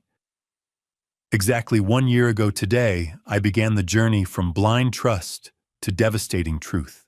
The anniversary wasn't lost on me. I'd marked it deliberately, choosing to spend this morning here by the river rather than hiding from the memory. A year changes everything. A year changes nothing. Both statements felt true. The changes. I sold the house in West Hills 3 months after the trial. I couldn't live there anymore. Not in the dining room where I'd confronted them. Not in the kitchen where Audrey had poisoned my coffee. Not in the bedroom where I'd lain awake night after night, wondering if my family was planning my death. The house sold quickly. I didn't look back when I handed over the keys. My new apartment in the Pearl District was smaller, simpler, and entirely mine. No ghosts, no memories. Just clean white walls and windows that faced east, letting in the morning sun. I kept it minimal: a couch, a bed, a small desk where I worked. I didn't need much anymore. The things I'd once thought mattered: the big house, the expensive furniture, the perfect family photos, none of it mattered now. I transitioned to part-time consulting and financial advisory work. I still had clients who trusted me, who valued my expertise. But I no longer worked 60-hour weeks. I no longer sacrificed weekends and holidays. I'd learned that lesson the hard way. All the money in the world means nothing if you lose yourself in the process. Instead, I started volunteering. Every Tuesday and Thursday evening, I taught a free course at Portland Community College, protecting yourself from financial fraud, even from family. The first night, 12 people showed up. By the third week, the room was packed with 40 students. Young people trying to navigate their first credit cards. Immigrants learning the American financial system. Elderly folks who'd been scammed by their own children or caregivers. I saw myself in each of them: the vulnerability, the desire to trust, the fear of what might happen if they didn't protect themselves. I shared my story openly. Not for sympathy, but for education. If my pain could prevent even one person from going through what I'd endured, it was worth it. Last month, a woman in her 70s approached me after class with tears in her eyes. Her son had been forging checks from her account for 3 years. She'd suspected, but didn't want to believe it. My class gave her the courage to report him. She hugged me tightly and whispered, "Thank you for saving what's left of my life." I thought about that hug often. It reminded me why I kept teaching, why I kept showing up. Beyond the classroom, I'd also started mentoring young professionals through a local nonprofit. Every Saturday morning, I met with 2 or 3 mentees at a coffee shop downtown, helping them navigate career decisions, financial planning, and life choices. Most of them were in their 20s, around Audrey's age. I tried not to think too hard about that parallel, but it was there. Perhaps helping them was my way of reclaiming what I'd lost with my daughter. Perhaps it was just the right thing to do. The connections. My phone buzzed as I walked away from the riverbank. A text from Megan Cross. "Noah asked me this morning if the cookie man would visit again. He misses you." I smiled. Megan and I had stayed in touch. She divorced Evan immediately after his sentencing and moved back to her parents' house in Vancouver with Noah. We'd met for coffee twice, once in January, once in June. Both times I brought cookies for Noah, who'd remembered me as the nice man with the cookies from that awful night. Last month, I'd anonymously sent a $500 gift card to Megan with a note, "For Noah's future," from a friend. She'd texted me immediately, somehow knowing it was me. I didn't confirm or deny it. Some kindnesses were better left anonymous. I texted back, "Tell him the cookie man says hello. Maybe we can meet for hot chocolate soon." Betty had written to me 3 months ago a short, careful letter expressing regret and asking if we could talk. I hadn't replied yet. I wasn't sure I ever would. Dr. Carver said it was okay to not forgive everyone, to draw boundaries, even in healing. Betty had played her role in the betrayal, even if she'd been manipulated. I wasn't ready to cross that bridge yet. Maybe I never would be. Audrey's letters arrived monthly like clockwork. I hadn't opened a single one. They sat in a shoebox in my closet, unopened and unread. Benjamin had asked me once if I planned to visit her or respond. I told him honestly, not yet. Maybe never. I don't know. Dr. Carver said that was okay too. The final session. Yesterday had been my final scheduled therapy session with Dr. Carver. We'd met twice a week for 8 months, then once a week for the past 4 months. She'd guided me through the worst of the trauma, the rage, the guilt, the grief. "Do you remember the first day you came in?" she'd asked yesterday, her warm eyes studying me carefully. I nodded. I could barely sit still. I kept waiting for the next betrayal, the next attack. I thought everyone was lying to me, and now, Now. I paused, searching for the right words. Now I wake up, and the first thing I think about isn't whether someone is trying to hurt me. That's progress. Dr. Carver smiled. That's enormous progress, Joseph. Healing isn't about forgetting or pretending it didn't happen. It's about learning to live again, despite what happened. You're doing that. I'd left her office feeling lighter than I had in months. The voice memo. This morning after my run, I'd sat on a bench by the river and recorded a voice memo on my phone. Not for anyone else, just for me. And maybe for others like me if I ever found the courage to share it publicly. October, 1 year later. My name is Joseph Barrett. A year ago, my wife and daughter stole over $400,000 from me. My daughter tried to poison me. They conspired with a con man to take everything I had, including my life.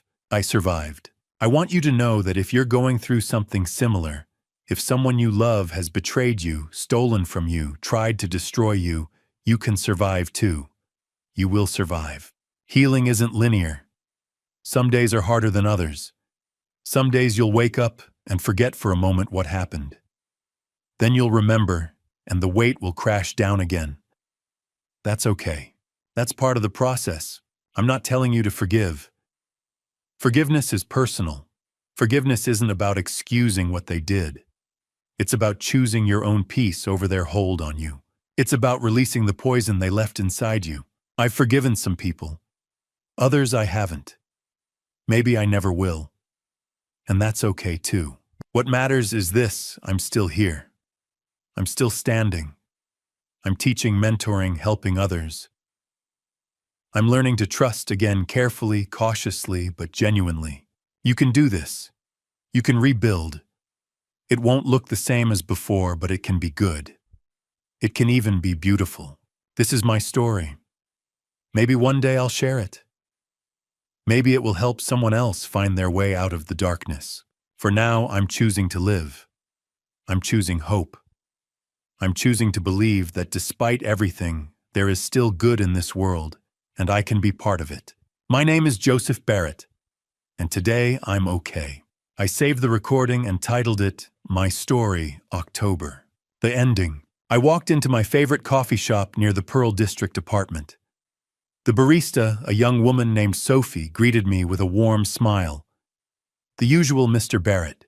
Just Joseph, I corrected, gently smiling back. And yes, please. As she prepared my coffee, I noticed an older gentleman at a corner table fumbling with his phone and looking frustrated. Without thinking, I approached. Need a hand with that? He looked up, surprised, then grateful. I'm trying to set up mobile banking, but I can't figure out this app. I pulled up a chair. Let me show you. And here's a tip: always enable two-factor authentication. It'll protect you from fraud. 20 minutes later, he had everything set up. He thanked me profusely, offering to buy my coffee. I declined politely. Just pass it forward, I said. Help someone else when you can. Sophie handed me my coffee with a note scribbled on the cup. You're a good person. Don't forget that. I looked up at her, surprised. She just winked and moved on to the next customer. I walked out into the October morning, coffee in hand, and paused to look around. The leaves were falling. The river sparkled in the distance. Joggers and cyclists passed by, living their lives, pursuing their happiness. For the first time in a year, I felt it: real, genuine happiness. Not the fragile hope I'd clung to in the early months, but something deeper, something earned. I didn't know what the future held. I didn't know if I'd ever fully trust again, if I'd ever rebuild a family, if I'd ever stop carrying the scars of betrayal. But I knew this: I was still here. I was still fighting. I was still choosing to believe in goodness even after everything. And that was enough. That was more than enough. I took a sip of my coffee and smiled at the words on the cup. You're a good person. Maybe I was. Maybe despite everything, I still was. The morning sun warmed my face as I walked home. It was going to be a beautiful day. And to you listening to this family story, remember this. I thought I knew my family. I thought 24 years of marriage and raising a daughter meant something. I thought trust was earned through time, through sacrifice, through love. I was wrong. God gave me eyes, but I chose to be blind. God gave me wisdom, but I chose to ignore the warning signs. God gave me a second chance when my brakes failed, when the poison didn't kill me, and I finally listened. Don't be like me. Don't wait until you've lost $400,000 and nearly your life to see the truth. Don't confuse love with blindness. Don't mistake loyalty for stupidity. This family story taught me that the people closest to you can hurt you the most, not because they're strangers, but because you gave them the keys to your life. You opened every door. You trusted without verifying, and they walked right in and took everything. What I did wasn't about anger. It was about dad revenge, yes, but the right kind. It was about justice. It was about refusing to be a victim. My dad revenge meant standing up and saying no more. But here's the truth about dad revenge: it doesn't heal you. Justice doesn't bring back what you lost. It just closes the chapter so you can finally start a new one. So check your bank accounts. Watch for the warning signs. Trust, yes, but verify. Love your family, but protect yourself. And when God shows you the truth, no matter how painful, have the courage to face it. That's my advice. That's what this family story cost me to learn. Now it's your turn to share. Have you ever been betrayed by someone close? How did you handle it? Leave your thoughts in the comments below. I read every single one. If this story resonated with you, please hit that subscribe button and share this with someone who needs to hear it. Your support helps me continue sharing these difficult but important stories. Thank you for listening all the way to the end. It means more than you know. Before you go, please note that upcoming stories may contain fictionalized elements created for educational purposes. If this content isn't for you, feel free to explore other videos that better match your preferences. Take care of yourself and your finances. This is Joseph Barrett signing off.